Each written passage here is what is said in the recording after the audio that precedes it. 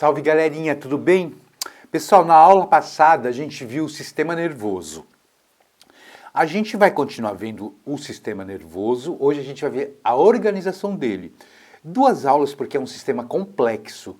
É ele que comanda todo o nosso corpo, pessoal. Então por isso que a gente dividiu em duas aulas. Vamos saber um pouco mais como é organizado o sistema nervoso, pessoal. Pessoal, as mensagens recebidas pelos órgãos dos sentidos são levadas por nervos ao sistema nervoso central, formado pelo encéfalo. O cérebro também é uma parte do encéfalo, pessoal, e pela medula espinhal. Aqui a gente tem, nessa imagem, a gente tem o sistema nervoso, pessoal, central.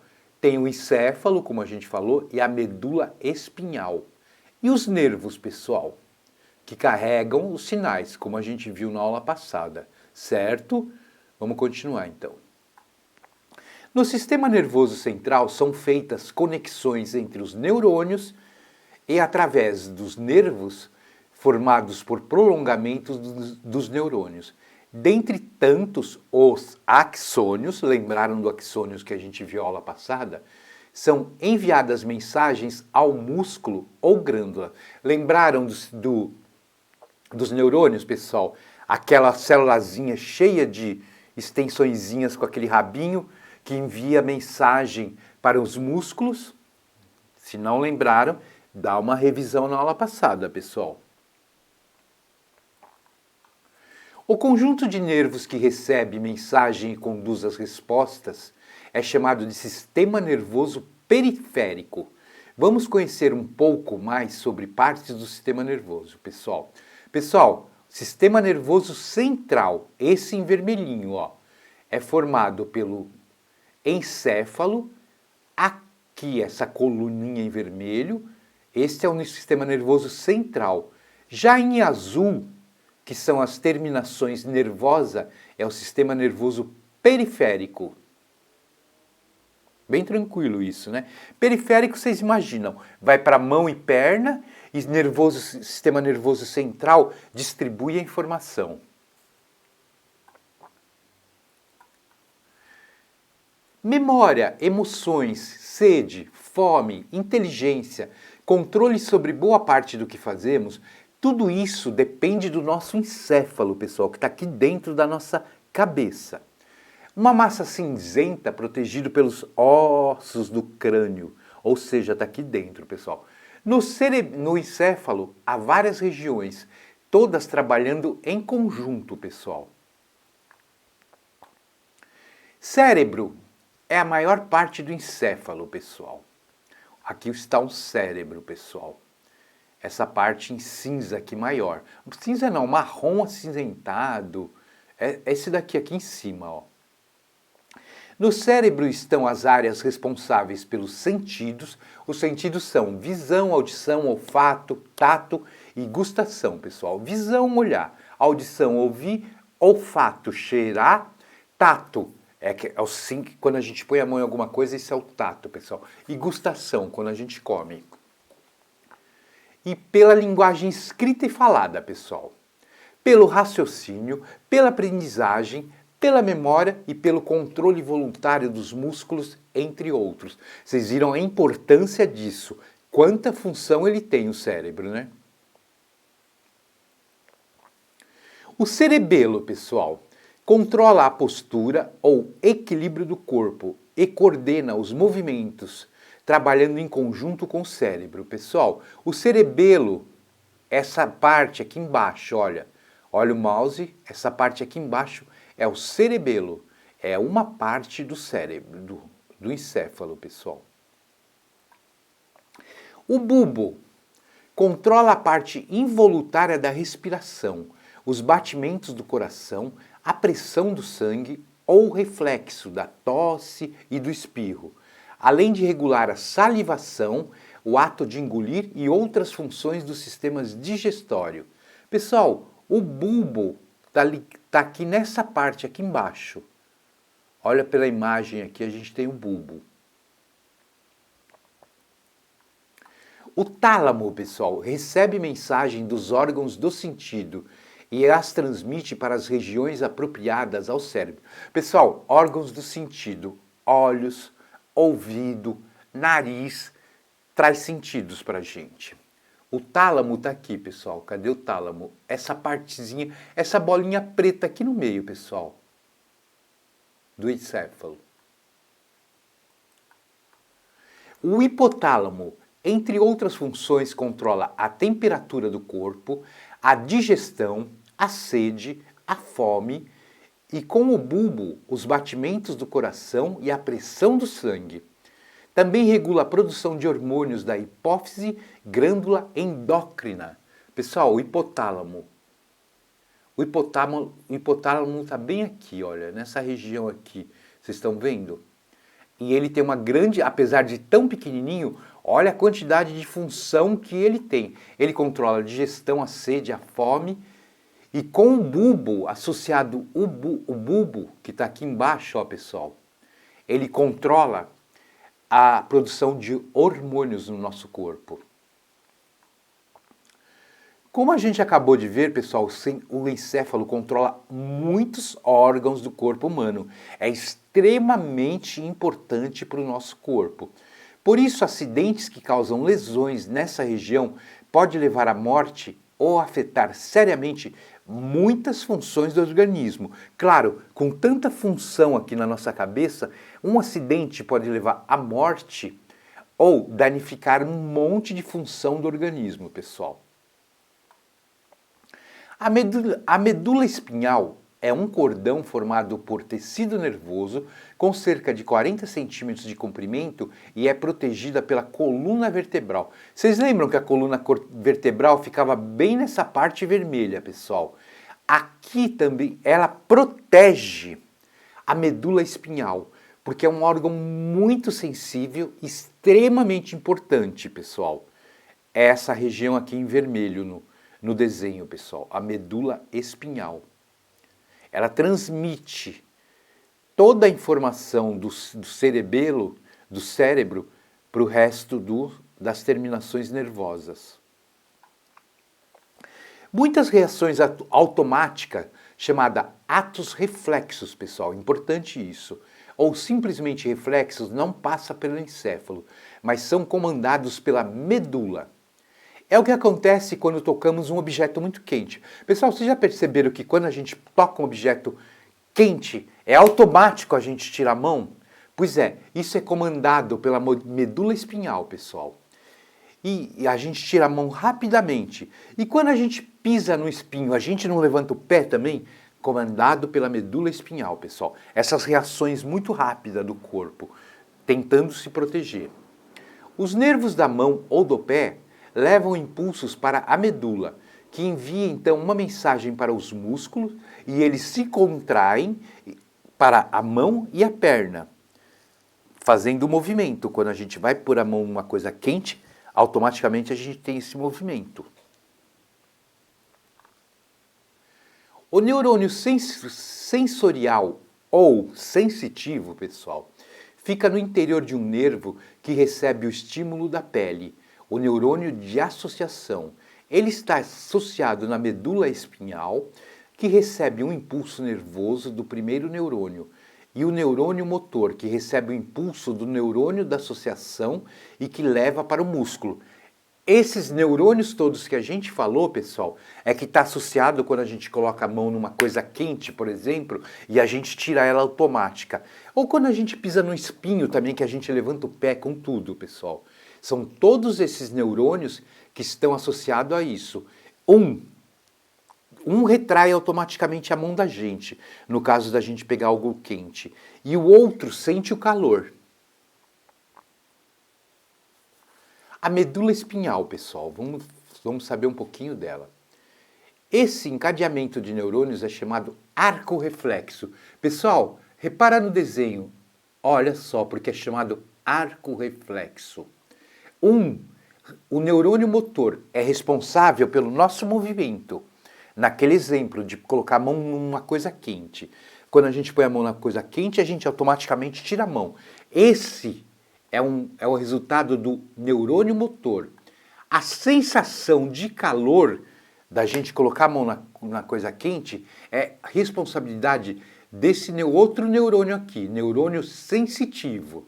Daí vocês reparam aqui na figura que ele é um arco e os dois junta. Um puxa a mão da gente quando coloca no quente.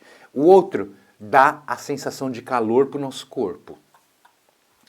O arco reflexo é a base dos atos reflexos, isto é, das respostas automáticas e involuntárias que temos quando reagimos a certos estímulos.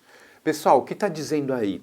Você põe a mão numa coisa quente, você não vai ficar com a mão lá esperando o cérebro pensar que está quente.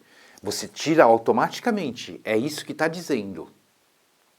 Alguns impulsos se dirigem ao cérebro onde sentimos a dor, por exemplo, com o contato com o espinho.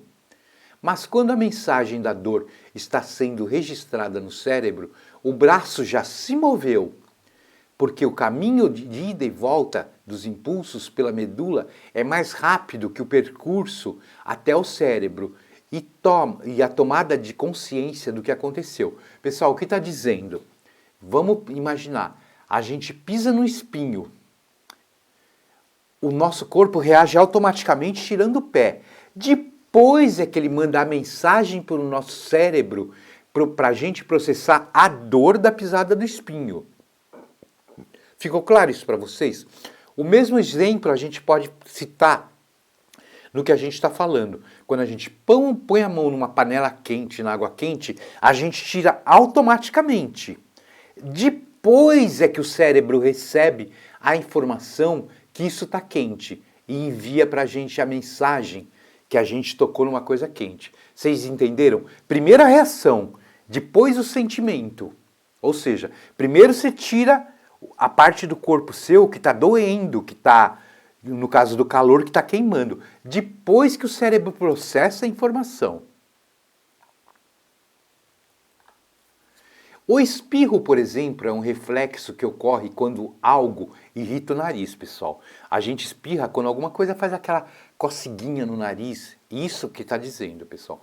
A dilatação e a contração da íris são atos reflexos, ajustam a intensidade da luz quando chega à retina.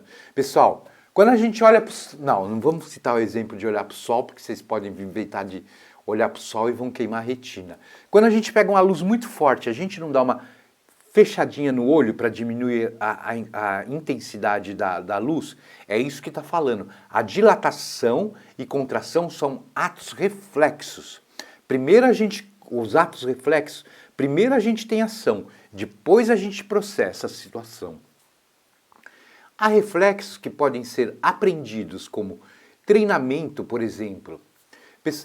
Um jogador de futebol aprende a reagir de forma rápida e automática às várias situações que acontecem em uma partida de futebol. Pessoal, o que está dizendo? Vamos voltar para o exemplo da luz. Quando a gente pega uma iluminação muito forte, é automático. Você não teve que estudar e aprender. É automático, a pupila fecha. Já um jogador de futebol, quando ele vê a bola vindo para ele tem que tomar uma reação. Isso ele aprendeu. Beleza? Então aí está dizendo que a gente tem reflexos automáticos, é o caso da luz, e reflexos que a gente aprende com o decorrer das situações, que é o exemplo do jogador. Os nervos levam as mensagens de todas as partes do corpo ao sistema nervoso central e trazem de volta os comandos do encéfalo e da medula espinhal para diversas partes do corpo. Lembra daquela imagem da coluna da medula espinhal que levava todas as mensagens para os diversos músculos do corpo? É exatamente isso, pessoal. Uma parte do sistema nervoso controla músculos ligados aos ossos, que se contraem e nos fazem andar, correr, esticar os braços, pernas, enfim, reagir a estímulos do ambiente. Esses músculos podem ser controlados de acordo com a nossa vontade, pessoal. Por isso dizemos que são músculos dos movimentos voluntários, pessoal. Acontecem automaticamente. Uma parte do sistema nervoso controla músculos ligados aos ossos que, ao se contraírem, nos fazem andar, correr, esticar os braços e pernas, enfim, reagir aos estímulos do ambiente. Esses músculos podem ser controlados de acordo com a nossa vontade. Por isso dizemos que são músculos dos movimentos voluntários. Os involuntários a gente não comanda, pessoal. É o caso, quando você vai andar, você pensa em andar, você simplesmente vai. Agora você fala assim, vou pegar uma coisa. Você tem que pensar para pegar e a mão desce. Esses são os voluntários. Involuntários você não pensa para fazer. Involuntários você pensa para fazer. Ficou claro isso para vocês, pessoal? Por outro lado, há uma parte do sistema nervoso que controla os músculos de movimentos involuntários, localizado nos órgãos como estômago, intestino e coração. Pessoal, a gente sabe que o nosso estômago, ele vai mexer, quando a gente come alguma coisa, vai para o estômago e a comida vai ficar se movimentando. Isso é um ato involuntário do nosso músculo. A batida do nosso coração é um ato involuntário. Você não pensa para fazer também. A ação dos nervos dessa parte do sistema nervoso controla a digestão, o batimento cardíaco, a pressão do sangue, o trabalho das glândulas e outras funções involuntárias do corpo. Essas funções acontecem sem que tenhamos consciência desse trabalho. Você não fica pensando, bate coração, bate coração, bate coração. Você não fica pensando, come comida, come comida. Acontece automaticamente, pessoal. Já se eu falo, vou bater a mão no meu notebook, isso você pensou. Pessoal, o sistema nervoso, problemas e cuidados. Não é possível prevenir todas as alterações que atingem o sistema nervoso, pois não conhecemos as causas de várias delas, pessoal. Realmente, pessoal, a gente tem várias doenças atualmente que acometem o sistema nervoso que não tem medicamento e não tem cura até o momento. Uma delas a gente pode citar o Parkinson. Parkinson é aquela doença que a pessoa normalmente dá idoso que ele fica tremendo. Isso afetou o sistema nervoso, não tem cura até hoje, pessoal. E por aí vai, tem outras doenças. No entanto, é sabido que muitas alterações em outros sistemas do corpo afetam o sistema nervoso. A gente sabe que algumas alterações em outros locais afetam o nosso sistema. Alteração do sistema cardiovascular, como a hipertensão. Hipertensão, pessoal, é pressão alta. Afetam diversos órgãos do corpo, inclusive o cérebro. O rompimento de um vaso sanguíneo, por exemplo, chamado de acidente vascular cerebral. Pessoal, vocês já viram falar AVC ou derrame? Normalmente a pessoa que tem essa doença, assim, uma das consequências do AVC é ficar com uma parte do corpo paralisada. Por exemplo, mexe uma mão e para de mexer a outra, mexe uma perna. É uma das consequências do AVC. Ou seja, teve problemas com o sistema nervoso. Pode provocar a morte dos tecidos de uma parte do cérebro. O paciente pode falecer e apresentar danos permanentes, como perda de visão, perda de movimento, pessoal. Ou seja, a gente está vendo, o cérebro comanda todo o sistema nervoso. A poliomielite, também chamada de paralisia infantil, é provocada por um vírus que destrói os neurônios, pessoal. Por isso que tem vacina contra polio, pessoal. A criancinha já toma para evitar isso. Como consequência, ocorre a paralisia e a atrofia. A atrofia, pessoal, é degeneração de alguma função do nosso corpo. Então, por exemplo, vamos supor que você tem a mão atrofiada. Você fica com a mão e não consegue movimentar nada. Seria isso atrofia. Vamos lá, deixa eu voltar para o parágrafo. Como consequência, ocorre a paralisia e a atrofia dos músculos de movimentos voluntários, podendo levar à morte do paciente. Daí a importância da vacinação contra essa doença, pessoal. Como vocês já devem ter percebido, ao longo do estudo do sistema nervoso do corpo humano, a manutenção e o funcionamento do nosso organismo dependem da integração das funções de cada sistema. Vocês estão vendo, pessoal, desde que a gente está vendo, começou a ver célula, tecido, e toda essa parte a gente está vendo parte por parte. E atualmente a gente está vendo que todos esses sistemas estão interligados em funções. Um depende do outro para realizar funções. E é o sistema nervoso que une tudo isso, pessoal. Há também casos de paralisias provocadas por traumatismo na coluna espinhal. Pessoal, a coluna espinhal é muito importante.